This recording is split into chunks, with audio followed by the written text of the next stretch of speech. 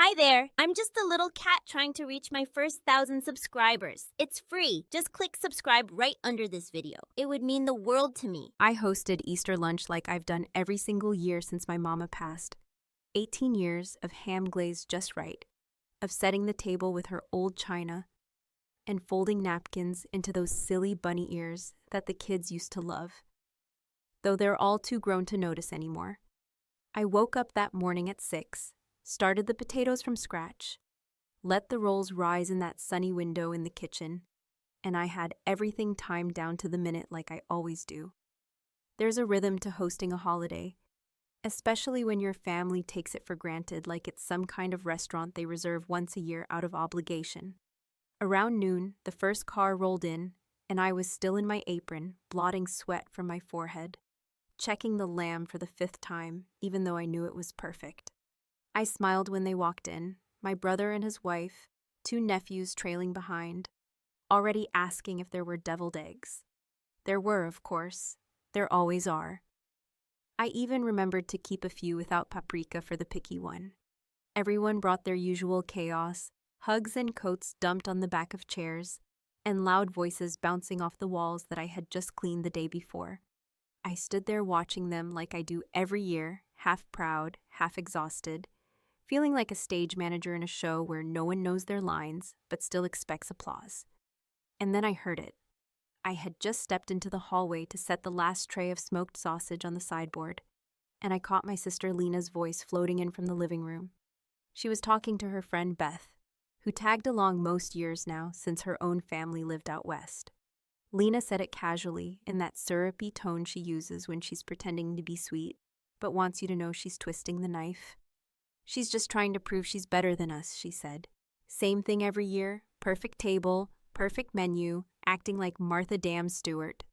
She laughed, and Beth laughed with her, not quite sure what was funny, but eager to stay in her good graces. I froze. I didn't drop the tray, didn't make a sound, didn't even breathe for a second. I just stood there in the hallway holding 5 pounds of sausage and a decade of swallowed insults in my arms. I smiled, but not the kind of smile that's born from joy or habit. No, this one was sharp. It came from somewhere deep, somewhere tired, somewhere that had been biting its tongue for too many years while cooking meals that no one thanked me for. I walked back into the kitchen, set down the tray, and leaned on the counter. And I thought, you know how some moments are so small and so quick, but they snap something inside you? That was it, that one comment. Just a few little words from a sister I had driven to doctor's appointments, whose kids I'd babysat for free, whose mortgage I helped cover once after her divorce. That was the crack in the egg. Everything spilled out after that. I didn't say anything right away. I went through the motions. I refilled drinks, laughed at jokes, nodded when my niece showed me her new nail design. But in my head, I wasn't there. I was somewhere else entirely. I was sifting through years of interactions. Through all the times Lena rolled her eyes when I brought out homemade pie instead of something from the store. Through every whispered remark she made about how I need to impress people, because I never had a career like hers. Never remarried after Rick and I separated. Never left this town. Never left Mama's house. It wasn't just that she said it. It was that she believed it. And that she didn't even think I could hear her, or maybe worse, she didn't care if I did. I spent the next hour walking through that house like it was my last day living in it. Every face, every piece of furniture, even the way the light hit the crystal pitcher of sweet tea. It all felt like something I was about to leave behind. Not in a dramatic way, not slamming doors and yelling, but in that quiet, cold way you walk out of something you finally realize has never fit right. And the wildest part? No one noticed.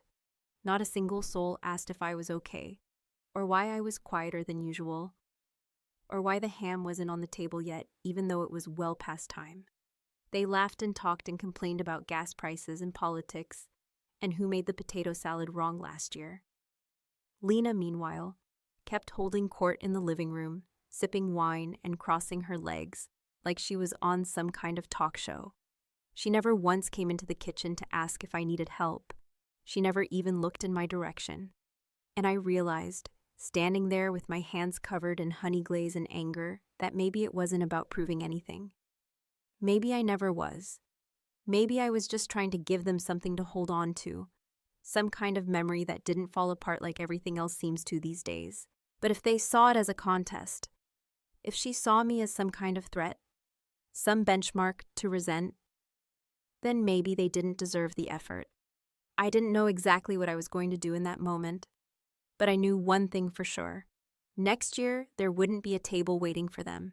But this year, I had one last move left, and I was going to make it count. When I was younger, too young to know that love could wear so many faces, and some of them weren't kind, I believed that family was a sacred sort of contract. Not the kind you signed with pen and paper, but one made of memories, of favors returned without keeping score, of late-night talks in kitchens thick with the smell of coffee and leftover regrets. I believed that blood meant something more than shared features and inherited debt, that siblings were supposed to hold each other up, not chip away at each other with quiet jabs and practiced indifference. And yet there I stood, the echo of Lena's voice still ringing in my ears days later, her words as smooth and careless as butter on warm toast. Words she would have denied in a heartbeat if I'd called her on it, twisting them into a joke or a misunderstanding or claiming I was too sensitive like she always did when I pushed back even a little. I didn't sleep much the night after Easter. I lay in bed next to Rick, who had long since given up on trying to understand the way I carried our family's weight on my shoulders, and I stared at the ceiling while the fan spun its lazy circles, the hum of it just enough to keep my thoughts moving without mercy. I thought about all of the years I'd bent over backwards to keep the holidays alive after Mama died, the way I'd kept her traditions intact like relics in a museum, the tablecloth she loved even though it's stained beyond redemption, the egg hunt in the backyard even though the youngest grandkid is almost 13 now, and too cool to pretend he's still excited. I remembered the time I spent 3 days nursing a pot of gumbo because Uncle Ronnie missed the old days, even though he didn't show up that year or the year after. I remembered driving 45 minutes to pick Lena up when her car broke down on Christmas Eve, how she never thanked me but made sure to complain about how cold my house was. The thing is, I don't do it for applause. I never have. I do it because I can't stand the thought of everyone drifting apart, of the stories not being told, of the pictures not being taken, of there being no home base to return to when life gets hard. I watch so many families fall apart after the matriarch passes, and I refuse to let that be ours. But in trying so hard to hold everyone together, maybe I never noticed that I was the only one clinging to the rope, the only one pulling while everyone else just let it go slack. That comment Lena made wasn't the first, though it might have been the last straw.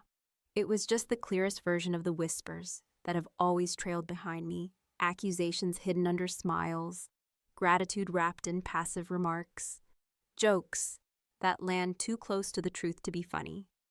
I remembered one Thanksgiving, maybe 7 or 8 years ago, when I'd spent an entire week preparing pies from scratch, pecan, apple, pumpkin, and even a weird maple bourbon one because my brother's wife was on some food blog kick. And Lena had shown up with a store-bought cheesecake and a smirk saying, "I figured you'd do your usual overkill, so I brought something for the rest of us." I laughed it off back then, not because it was funny, but because I was too tired to pick a fight. And what good does it do to ruin a holiday with drama? That's how they train you, you know, especially in families like ours, where being the good one means swallowing the insult with your sweet tea and saying thank you anyway. I even remembered Lena's wedding, how I helped plan it, paid for her bouquet when her florist bailed, and stood in for her maid of honor at the last minute. When her best friend got the flu, she barely mentioned me in her speech that night, but I brushed it off like always, telling myself that's just who she is, that she's overwhelmed, that she didn't mean it. But after Easter, after those 7 words, she's just trying to prove she's better, I realized she did mean it. She'd always meant it. And she wasn't alone. Beth, her friend who sat there giggling like a schoolgirl, was just the latest audience. I'd seen that look from cousins, from in-laws, from even my own daughter once or twice, when I reminded her not to speak to her grandma that way, or asked her to help with cleanup while her cousins played video games. It's not that they hated me. No, hate is too strong, too passionate. What I felt was worse. It was disregard, the kind that builds over time until the person you've become in their eyes is no longer someone they see as real. You become a fixture, the woman who does the cooking, the one who always remembers birthdays, the one who has no boundaries because she wants to be needed more than she wants to be respected. And that was the part that hit me hardest, because deep down, I knew it was true. I did want to be needed. I did want to be the one who kept the tradition alive, who made people feel at home, who got the call when things went wrong. But somewhere along the line, that desire turned me into a doormat, one that they wiped their feet on without ever wondering who was underneath. So I started to think, not in a dramatic revenge plot sort of way. No, it was quieter than that. More like a slow boil, the kind you don't notice until the pot is already bubbling over. I thought about Dale, my neighbor, who lost his wife last year and hadn't spoken to a soul at length since the funeral, except to wave when he checked his mail. I thought about the food I'd spent 2 days preparing, how beautiful it had all looked before I packed it away. And I thought about the look on Lena's face if she came into my kitchen and found nothing but empty counters and clean plates. But mostly, I thought about what it would feel like, just once, to stop giving everything I had to people who didn't see the value in it. And that thought, as foreign as it was at first, started to feel a little less like betrayal and a little more like freedom. I wasn't sure what I was going to do yet, but for the first time in 18 years, it wasn't going to be the same old script. By the time Easter Sunday rolled around and the morning sun crept over the horizon in that quiet, predictable way it always did, there was a heaviness in my chest that I hadn't quite felt before, not the kind that comes from exhaustion or stress, which I'd grown used to over the years, but something colder, something more deliberate, like a finality pressing against my ribs with every breath, telling me this would be the last time I let this house be the stage for a play where I was both director and prop, seen only when it suited the story others wanted to tell. The smells in the kitchen were just as rich as they'd always been. The sweet, earthy scent of yams simmering in brown sugar and cinnamon, the savory richness of lamb slow roasting with rosemary and garlic, the familiar scent of my mother's cornbread recipe, baking into golden perfection in the oven. And yet none of it comforted me like it used to, because now it all felt like a performance, a show I no longer wanted to put on for people who didn't know the value of the ticket. I moved through the kitchen with practiced ease, muscle memory guiding my hands as I basted the roast, flipped the rolls halfway through so they browned evenly, stirred the gravy with just the right amount of patience so it thickened without clumping, all while the clock ticked steadily above the sink, reminding me with every passing minute that they would be arriving soon. Those familiar faces with their familiar complaints and familiar silences. The ones who came to eat but not to connect. The ones who called it a tradition while treating it like an obligation. And when the doorbell rang, followed by the usual ruckus of footsteps and voices and half-hearted greetings, I wiped my hands on my apron and went to greet them, the smile on my face mechanical, my mind already 5 steps ahead. Lena was the last to arrive, of course. She always made a show of walking in late, talking too loudly, tossing her hair like she was stepping onto a red carpet instead of into her sister's house. But this time, I didn't meet her at the door or offer to take her coat or ask if she wanted a drink, because I knew she wouldn't notice anyway, and she didn't. She breezed in with Beth and a bottle of white wine that she claimed was too good for cooking, laughing at some joke that probably wasn't funny, and she didn't even glance in my direction as she walked past the kitchen, commenting instead on how quaint everything looked this year, as if I'd redecorated just for her approval. I watched from the kitchen doorway as everyone settled into their usual roles. The kids gravitated toward the den where the TV was already playing some superhero movie. The men gathered around the kitchen island with beers and vague small talk about work and weather, and the women took to the living room couches, comparing diets and exchanging faux concerned glances about who had aged how much since last Easter. And all the while, not a single one of them asked if I needed help, or offered to set the table, or even notice that the food was still sitting in covered pans on the counter, untouched, while I moved quietly between stove and sink, a ghost in my own home. That's when I made the decision, not on a whim, not out of anger, but with the calm, clear certainty of someone who has finally accepted that she has nothing left to prove. I began packing everything away, not in haste or spite, but with careful precision, transferring the roast into a large covered container, the green beans into a lidded dish, the mashed potatoes into a pot with a tight-fitting lid, stacking the dinner rolls neatly into a bakery box I'd saved from a fundraiser, and wrapping the pies in foil the way Mama used to when she sent food home with church friends. I moved quietly, deliberately, glancing every so often through the doorway to make sure no one noticed. And they didn't. They were too busy talking about themselves, scrolling through phones, laughing at old stories I was never part of. Their backs to the kitchen, their minds 1,000 miles from the woman who had risen before dawn to cook for them. It took less than 20 minutes to pack it all up, and when I placed the final pie into the basket lined with a clean dish towel, I turned off the stove, wiped down the counters, and untied my apron, folding it neatly on the edge of the sink. I stood there for a moment, just breathing, listening to the sounds of my family in the next room, and I felt nothing. No fear, no guilt, not even satisfaction, just a strange, profound stillness, like I had stepped outside of time and was watching my own life from a distance, finally seeing it for what it was.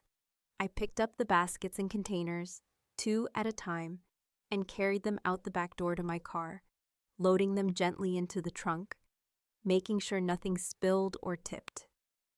The spring air was warm against my skin, the sky a soft blue dotted with lazy clouds, and for a moment, I imagined Mama standing at the window, watching me with a knowing smile, understanding in a way only she could why I was doing what I was doing.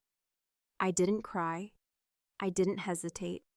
I just got in the car and drove down the street to Dale's house, where the curtains were always drawn and the mailbox always full.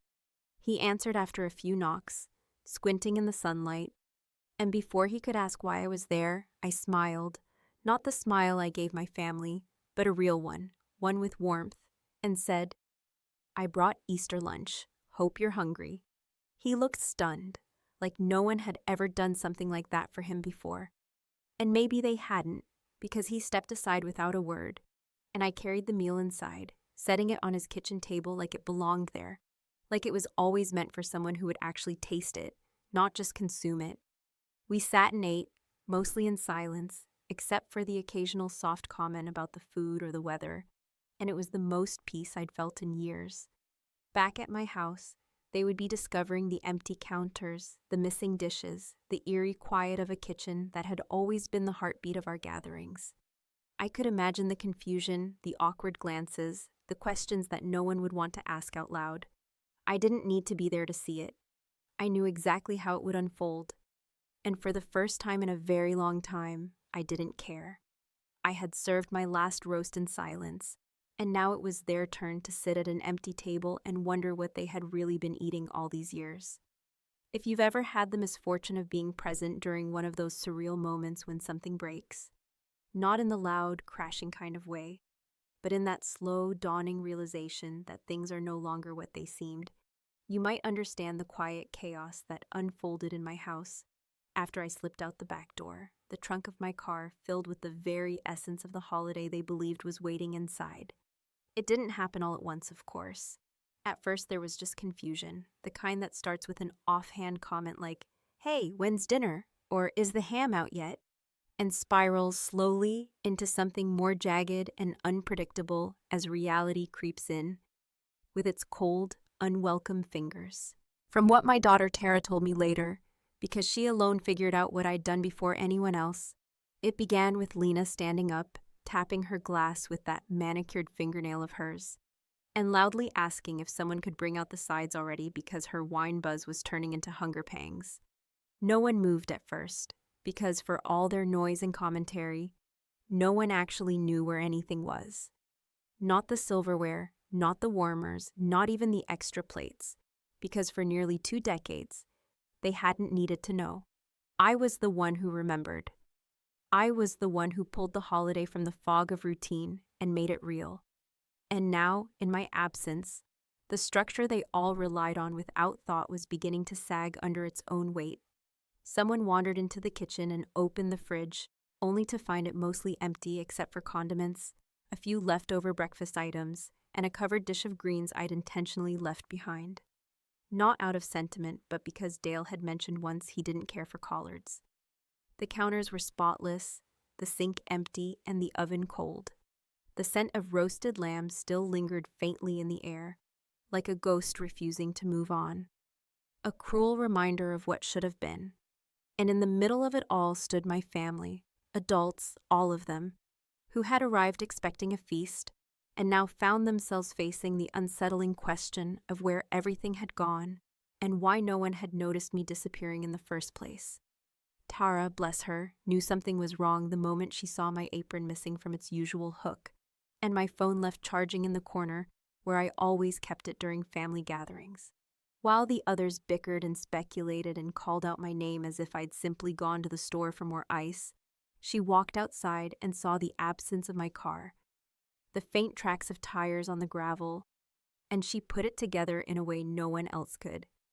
Because despite being young and often distracted, she had seen the fatigue in my eyes over the years, had heard the way Lena spoke to me when she thought no one was listening, and most importantly, she knew the look of someone who had finally had enough. She told me later that her first reaction wasn't shock or anger, but a sort of strange, aching pride, as if watching someone she loved finally defend herself after a lifetime of silence. Back inside, the mood shifted quickly. What began as confusion turned into irritation, and irritation into finger-pointing. Because when people don't want to admit their part in something, they start assigning blame like raffle tickets, random, frantic, and completely without self-awareness. Lena accused Rick of not keeping track of me, which was ironic given how checked out he's been for the last 3 holidays, too busy nursing a quiet midlife crisis to notice much of anything. My brother suggested maybe I'd had some kind of emergency, though when asked what sort of emergency would involve taking 3 pies and an entire roast, he went quiet. Beth, of course, muttered something about me being sensitive and overwhelmed, and it probably didn't occur to her that she'd spoken that exact word into existence just days earlier, the match that had lit the fuse. The atmosphere turned from festive to sour in a matter of minutes. The kids, bored and now hungry, started complaining.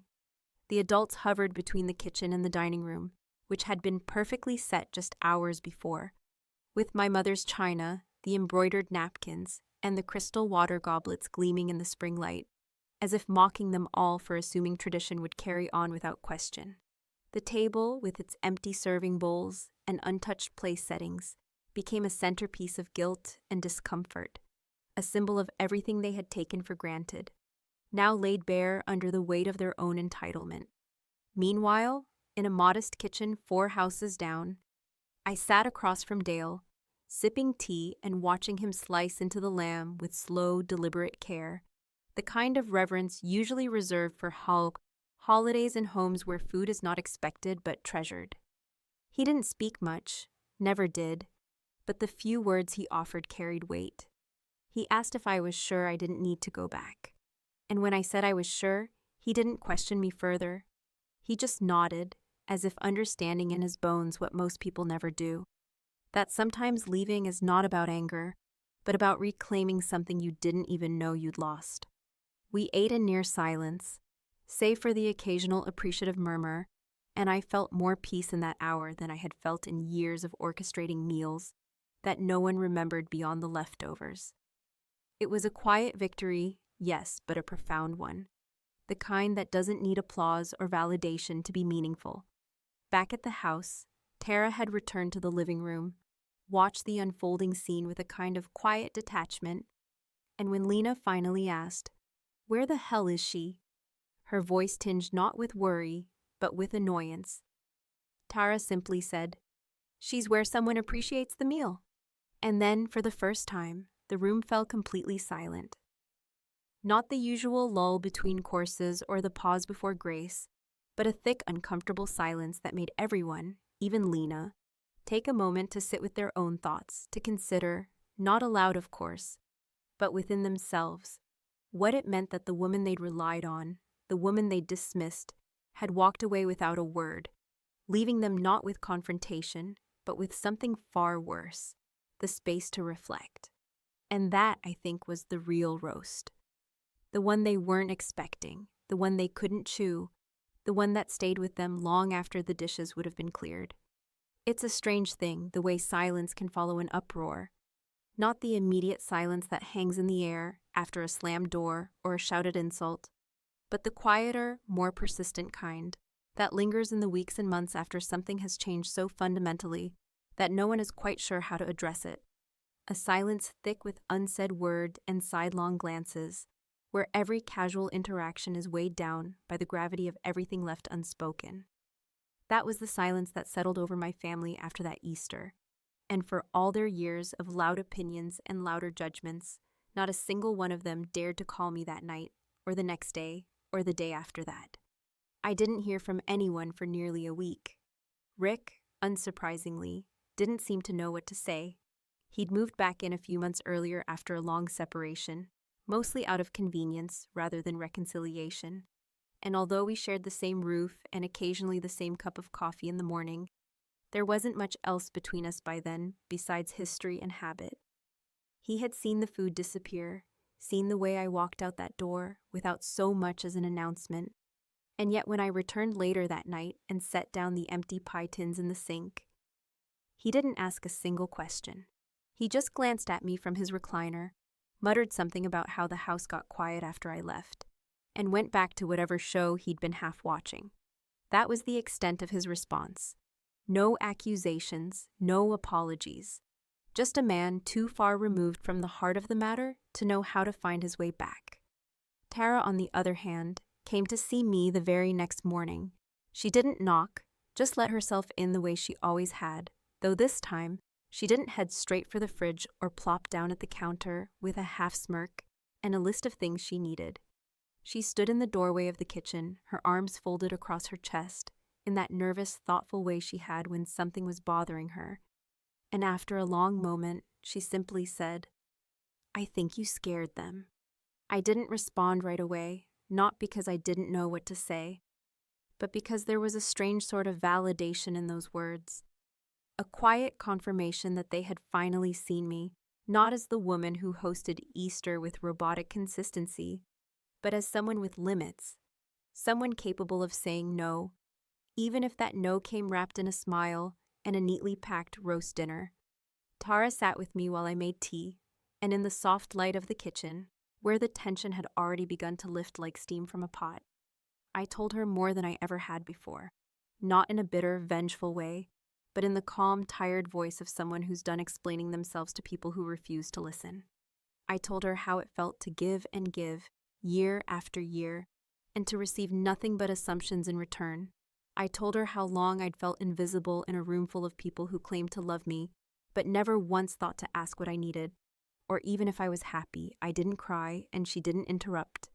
And when I finished, she just nodded and said, "You shouldn't have to burn out just to get noticed." It was the kindest thing anyone had said to me in years. The fallout from my quiet rebellion didn't come in the form of angry confrontations or dramatic phone calls, the way you might expect from a family as opinionated as mine. Instead, it was slow, passive, almost reluctant, a series of awkward messages and half-hearted apologies delivered through text, as if putting the words in writing would somehow absolve them from facing me directly. My brother sent a message that read, "Didn't know you were feeling like that. Hope we can talk soon." Lena, true to form, waited 2 full weeks before sending a single sentence that managed to be both dismissive and accusatory. "If I offended you, I guess I didn't mean to. Let me know when you're ready to let this go." I didn't respond to hers. I didn't block her, didn't rage or reply or explain. I simply let the silence stretch out between us like a canyon that had always been there, now finally visible in the daylight. For the first time, I felt no obligation to bridge it. Mother's Day came and went. No one suggested brunch. 4th of July passed with quiet neighborhood fireworks and no family barbecue. By the time summer began to wind down, I had started walking every morning, something I hadn't made time for in years. And in those early hours, as the sun rose over the streets I'd lived on for most of my adult life, I realized how light I felt, how unburdened by the weight of performing for people who had never applauded. The following Easter arrived with no fanfare, no group text asking who was bringing what, no passive-aggressive reminders about tradition, or inquiries about Mama's china. A few days before, Lena sent another message, this one as forced and sterile as a customer service email, just wondering if you're hosting this year or if someone else should handle it. I didn't respond to that one either. I spent that Sunday reading a book I'd been putting off for months and eating leftovers from a dinner I made just for myself and a couple of neighbors who'd been kind enough to shovel my driveway in January without being asked. It was quiet, simple, and peaceful, not empty, but full of something I hadn't tasted in a long time, contentment. And maybe that's the real legacy I want to leave behind. Not the best lamb roast in the county, not the perfectly folded napkins or the spotless silverware polished with Mama's cloth, but the reminder that kindness given freely should never become currency for being taken advantage of. That silence can be louder than any speech when delivered at the right moment. And that sometimes the most powerful thing you can do is leave the table and let the rest of them figure out what they were really hungry for all along. They had their empty plates. Now they can chew on that for a while.